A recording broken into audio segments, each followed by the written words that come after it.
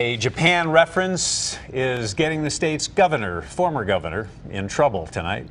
Rod and Patty Blagojevich filled in on WLS radio this morning. Seems like he's getting himself in trouble just about whenever he opens his mouth, but I don't know what trouble more he could be in besides his legal troubles. But it did happen again today when he appeared to compare his personal problems with those of the people in Japan. Lawmakers wanted to throw me out of office long before I had my tsunami happen to me, because I would keep them in session for these record special sessions, because I wouldn't budge on the budget and they didn't want to do certain things and it would get ugly. Catch that first reference, that his tsunami happened to him. The ex-governor spokesman says he never meant to compare his situation with the devastation going on in Japan. Here's WLS Radio's Roe Conn with more on all of this. Roe. Are you kidding me? Tsunami? WTF? Why tsunami, friend?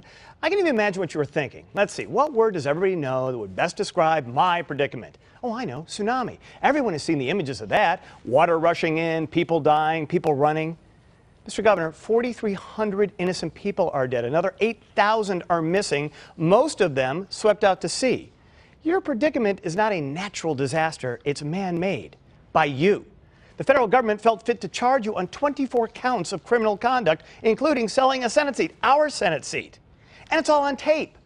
Sure, you can play some semantics and try to tell us that you were caught on tape saying the seat was, in your words, effing golden, and that was based on what it could be worth to the people of Illinois. Well, if that's true, Mr. Governor, why did you, on those same government tapes, discuss a lucrative job for your wife and solicit charitable donations from Warren Buffett to start a foundation from which you could draw a salary? Are you trying to kid me? Are you trying to kid us all? You're the victim? And then you have the audacity to go on a radio station, my radio station, and compare yourself to those whose only mistake was to be in the wrong place at the wrong time.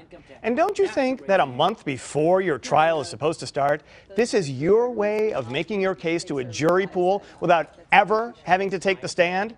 Mr. Governor, we can see you and hear you for exactly what you are. Roe Conn from WLS Radio joins us every Wednesday, and naturally, you have some thoughts about this budget impasse? I do indeed. Now, if the government does shut down, what does it really mean for you? National parks will close, Treasury Department might close, passport offices will close, you might even get your tax refund late. But the biggest hope for both Democrats and Republicans is that we will blame the other side for this mess. The truth is, they're both responsible. The proposed budget for this year is $3.7 trillion with a T, and they're arguing about $30 billion with a B dollars in cuts, less than 1% of the total pie. Now, we get it. We know that they know that these cuts would hardly put a dent in this year's budget, or even the $1.7 trillion of debt that they've racked up.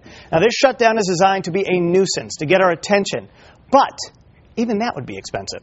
The last time the government shut down, 16 years ago, it cost us $1.25 billion just to keep everybody at home. So if Congress and the president really want to get our attention, they can just tell us the cold, hard facts. They can close every national park, every passport office, even defund the entire U.S. military and Social Security, and we would still spend more money this year than we'll take in. Until we adjust Medicare, Medicaid, and the interest payment, ironically enough, on our national debt, we don't stand a chance. Now, did I get your attention? Yes. Yes, you did. Yeah, I think everybody glazes over at the numbers. At the numbers. Yeah. And I think a lot of people don't believe the government's going to shut down. Right. And if the government does shut down, again, it's political theater. This really isn't about anything other than it will cost money. It's just a way for the sides to be able to point at each other and try to get some political high ground. And there will be some individual kind of tragic outcomes. You know, it may seem little, but there are school buses of school kids who are waiting to go into Washington Monuments, which would be closed if the government shuts down. Right. And we will all show that. But really the ultimate essence of this is that we are broke.